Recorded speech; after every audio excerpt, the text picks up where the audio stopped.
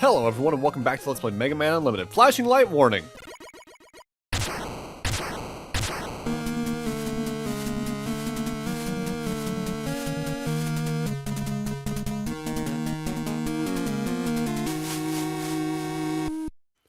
Welcome to the quote-unquote Wily Castle. Clearly, it's clearly in a very dilapidated state. In the last part, we finished up all the Robot Masters, optional or otherwise, and now we're in the Fortress, which is, definitely a culmination point for everything the game's done to you. Like, Mega Man 2's castle in a way. These stages love to make you use every tool you've gotten throughout the game, both not only to actually, like, get around hazards, but also to get through the main level to design. You need to use not only the rush items, you need to use basically any of the Robot Master special weapons that actively give you some sort of mobility upgrade, be it the Comet Dash's dash ability, the Tank Arsenal or Nitro Blast's ability to get rid of walls, anything like that, really. Also, I misspoke last time. Whirlpool Man, when we beat him, we didn't get the Whirlpool attack, we got the Water Gun. That's the name of that attack. It was quite literally on the nose. It is a squirt gun. Now, the Fortress stages are also the stages that got the most changes over the game's development time. By that I mean post-release. In that, from the game's initial release to later updates, the checkpoints were changed here a couple of times.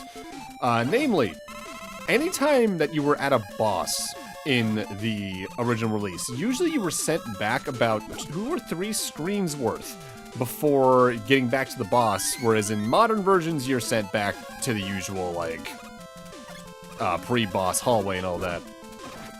Thankfully, later updates have fixed that problem and make these stages a lot more tolerable to play, but that's partially why, if I brought up Mega Man Unlimited in the past, I was talking about how it had really rough checkpoints.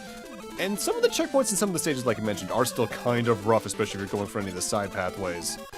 But the game is definitely in an easier state nowadays than it was when it launched, especially with the accessibility option of the actual easy mode there.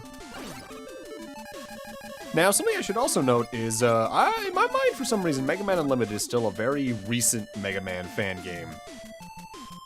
But I realized after recording last time, this game is 10 years old this year. In fact, I think by the time this gets uploaded, it will have just recently turned 10 itself overall.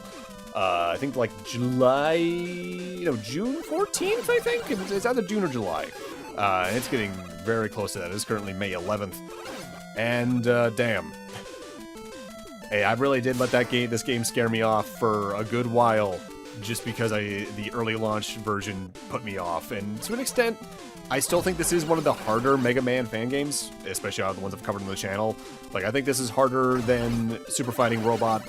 I think this is harder than Rock Force, barring certain stages in that, depending on how you go through the combination Robot Masters. I think this is harder than Rock and Roll. Maybe not as hard as some parts of Mag Mammal, even though I haven't done those on the channel yet. Ooh, that was a poor placement decision. Also, I probably should talk about this up front here.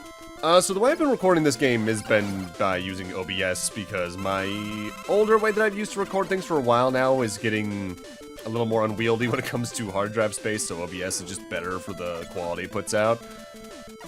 But, there's no save points between the stages here in the Fortress. So, at the beginning of every level, you're gonna see a fade transition as I start one recording session after finishing another, because I like to have each of the levels be separate files just for sake of simplicity, not having to comb through footage over and over again, trying to find where a certain place started and ended. I don't really tend to do that nowadays with, like, RPG recordings, where I'll do, like, an hour and a half of footage and then comb that down from there.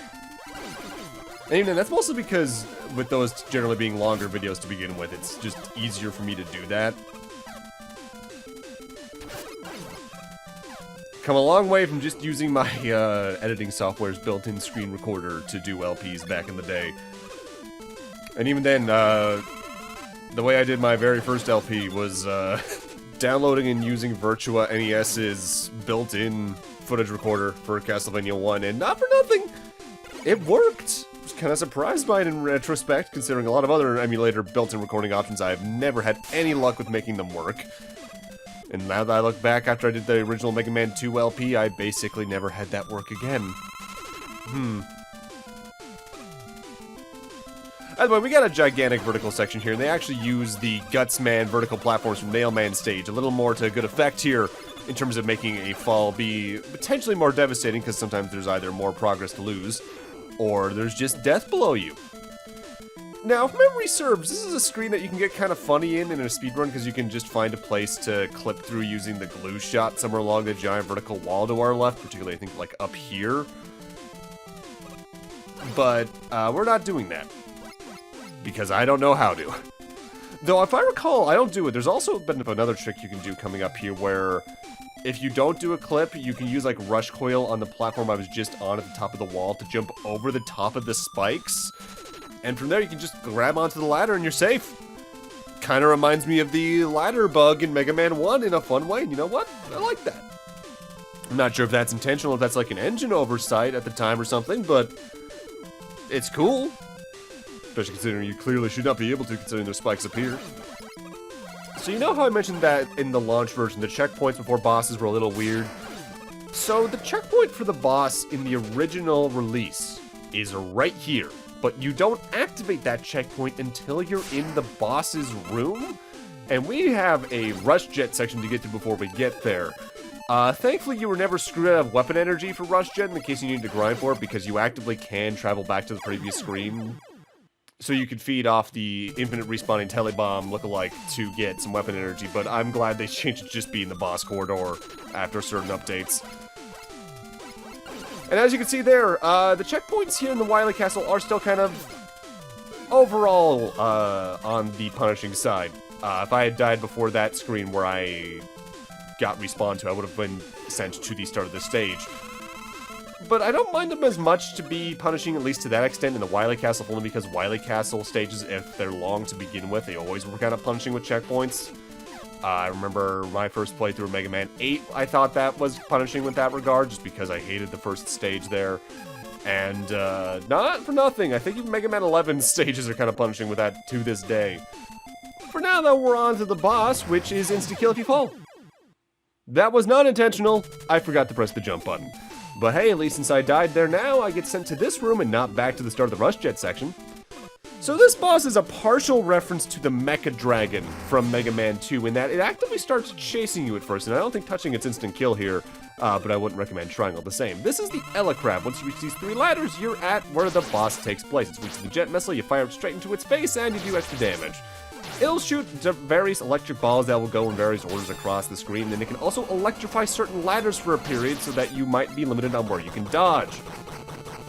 I don't recommend giving that boss time to do much of anything, so just blast into its face as much as you can with Jet Missile.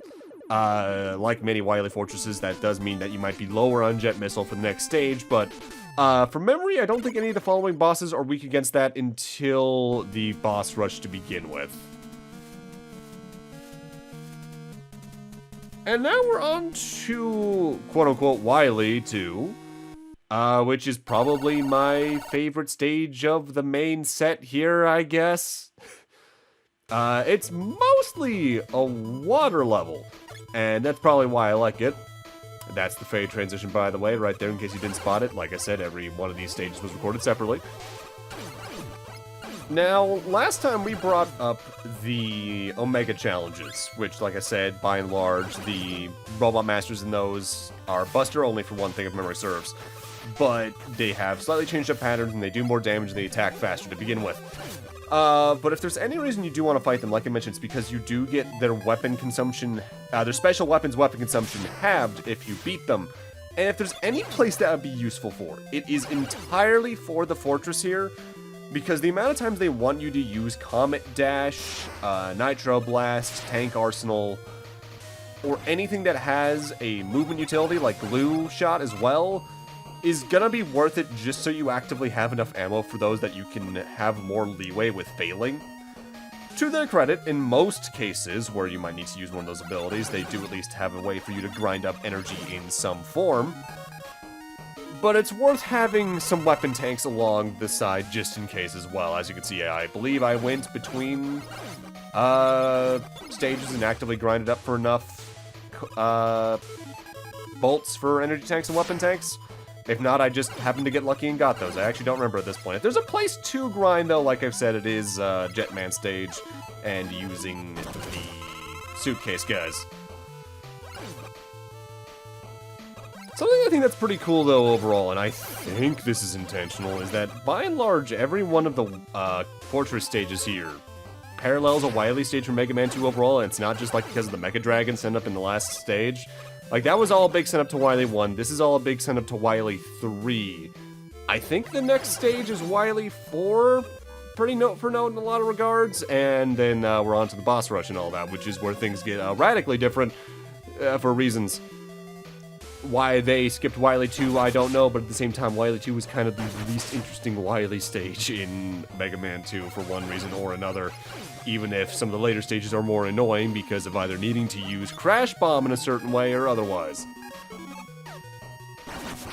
It is weird. Mega Man 2 is like the one to remember for a lot of people, but I look back and I go, yeah, the main 8 stages are great, but the Wily Castle sucks, and it's not just because it's hard, it's because I think it's designed badly.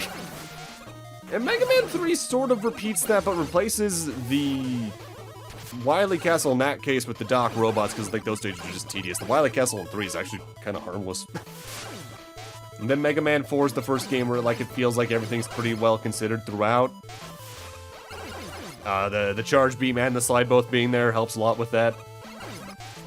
And admittedly, it's weird. I've always kind of found it interesting that I don't like the Dock robot stages, but I never minded the second castles that were in the later 3 NES games. And I think a lot of it comes down to theming and how they frame it.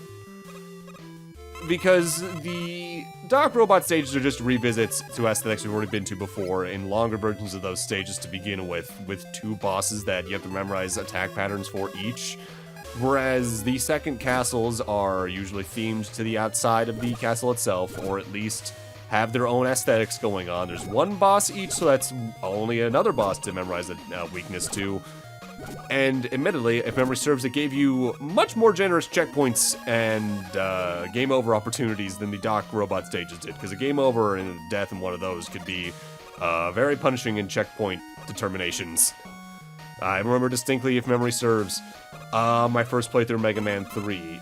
Beating, I forget who the first Dock robot master you fight in the Sparkman revisit was, but I died immediately after that fight in the little spike drop there, and I got sent back to the start of the stage, and yeah, I put the game down for about 10 minutes after that because I needed a moment. And here's some of the fewer instances of horizontal platforms you need Tank Arsenal to destroy.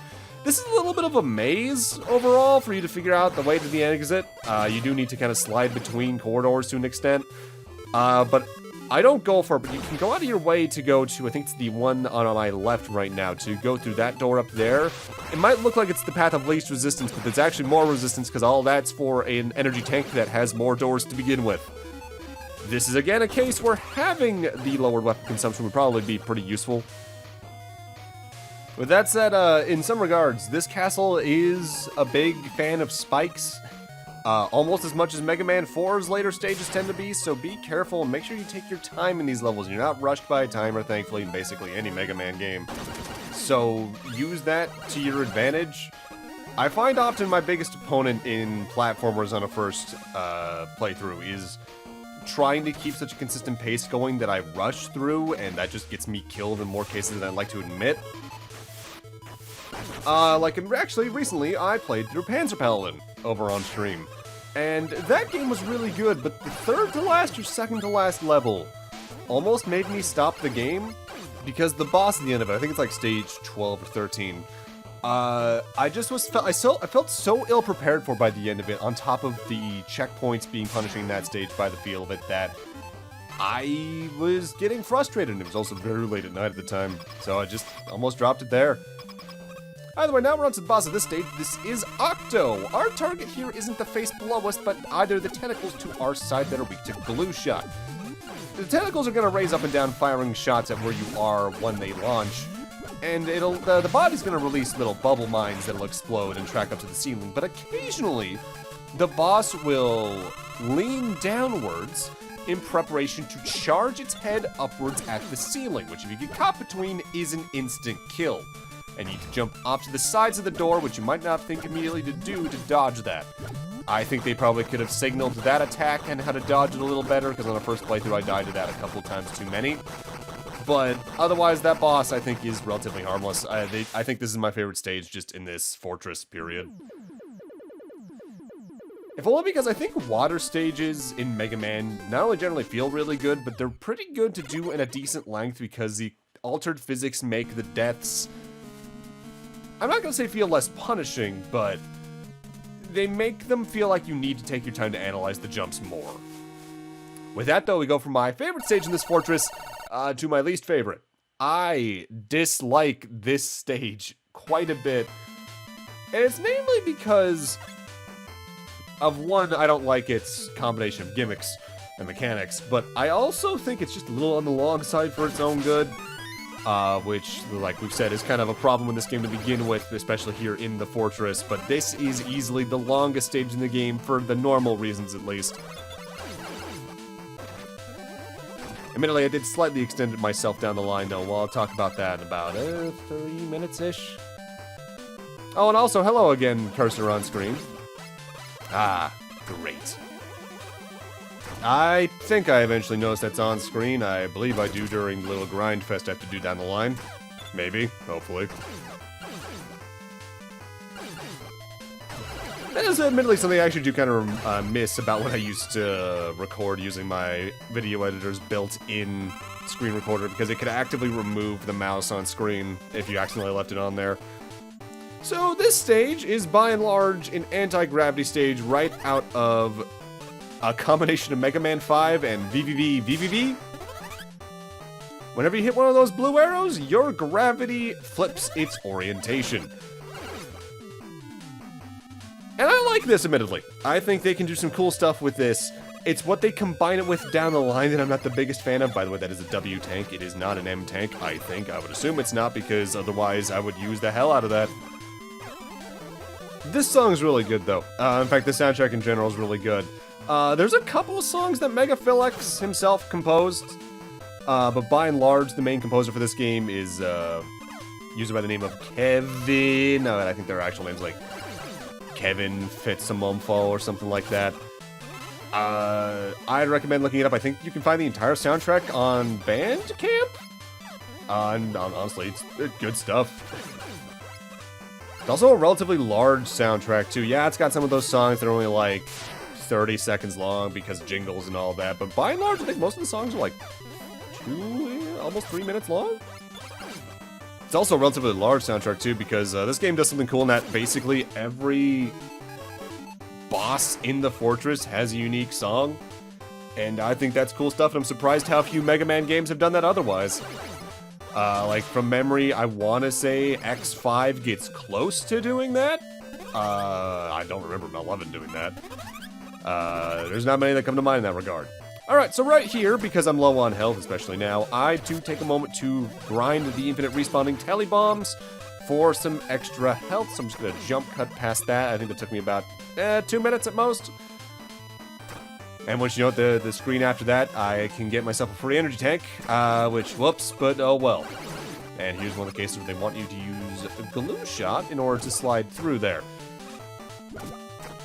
I don't know why sometimes I find myself going to the start menu to choose my weapon in this game, and other times I find myself using the L and R buttons. Usually I'm kind of all or nothing with that. I guess it depends on whether or not I'm more familiar with the game or not, or if I'm trying to remember what the icon is for weapon or something like that. I'm kind of 50-50 on it. But I'm at least glad that this game has that option, like whenever a fan game brings that in from, I think that was technically introduced in Mega Man 7 for the classic series, although I think X did it first overall? And this also has the option that some later games that have that did. Oh, there we go, I finally moved the mouse. Where if you press L and R at the same time, you automatically return to the Mega Buster, which I've always loved that as an option. Especially once I learned I could do that, because there was a while I just didn't know I could do that. I want to say the Anniversary Collection also had that added in for 1 through 6, right? That seems right. I know they also added a weird, like, auto-fire option that was faster than the normal fire rate was. Not that I played a lot of Anniversary Collection. I think, for the most part, I had the GameCube release, which I don't like how the buttons were swapped around on that. I think I rented the PS2 version from a Blockbuster once. Thinking back, always kind of weird to me that Mega Man of all the franchises had the idea of getting collections down pretty much from the start. Be it the Complete Works versions of 1 through 6 on the PlayStation that was Japan only, or the, of course, Legacy Collections, the X Collection, and all that. They've been doing that stuff longer than most companies have in that regard. Like, I think the only one that maybe did it as often as they did from as early on was maybe, like, Midway, and technically, I guess, I guess that is technically Midway. I was about to say the Mortal Kombat collections on, like, Trilogy and all that, but that is still technically Midway. I guess, Taito did a couple of them on, like, the PlayStation 2, I think, GameCube. I remember the ABGN covered that in some video in the last couple of years.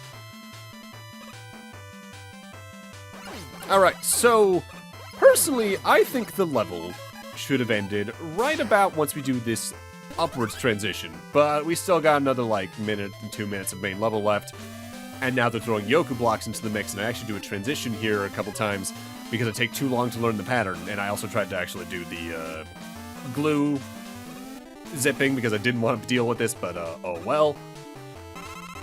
Because I had to record each of these levels in one take with no practice, or at least lesser practice than I did with the main 8 stages, I just didn't have the time to memorize the patterns as much for these. Even Yokumans, I could do that. Not so much here. This is why I've always kind of preferred the castles like the X series tends to handle it, or later classic games do, where you have a moment to just go back to the stage select in between stages. Yeah, that means your resource management isn't as important as it is in the early classic games where you're locked into the castle stages once you select them, but I preferred the ease of access over the challenge in this case, I guess. Either that or, like, have, like, an option in the menu, like, level or stage selects type. And fan games seem to be relatively 50-50 on doing it. I've seen a lot that do this way. I've seen a couple that do the you can challenge each level at your own pace kind of deal. It really depends on what the developer themselves is probably going for. But that said, it is kind of interesting looking back at how fan games have developed over the last decade and a half, from like the start of the 2010s into the now very early 2020s. Basically all fronts between especially Mega Man and Sonic probably being two of the more prevalent ones. We've seen a lot of more devs come out over the years, especially doing demos for that Sage Expo of sorts. I forget the exacts about it.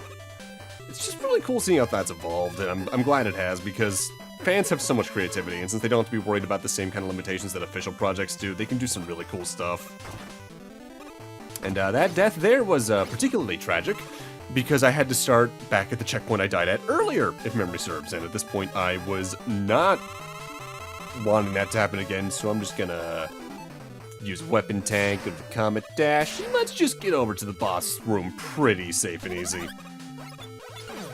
Mind you, I say that, I'm actually forgetting how long this horizontal segment is. We're getting close to the end, though. I can tell based off the audio waveform on the timeline, because the boss is not that strong. If you want to use a weakness, it's technically Tank Arsenal, but it doesn't really have one all the same. Nail Shield can technically do the most, if you get every hit in with it. And your Charge Shot's also pretty good for it.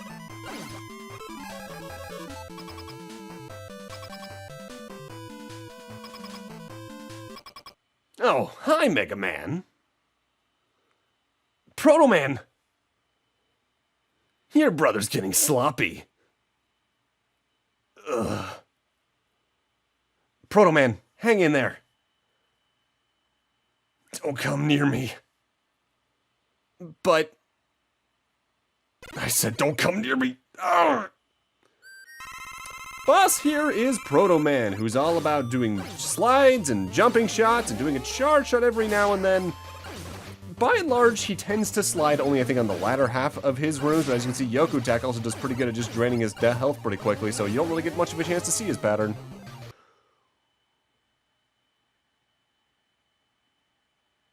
And get into positions. Well, I guess I'm weaker than I thought. I'm sorry. But with that, I'm going to need to end this off here. Thank you guys for watching, and in part 5, we go after the final stages. See you guys then.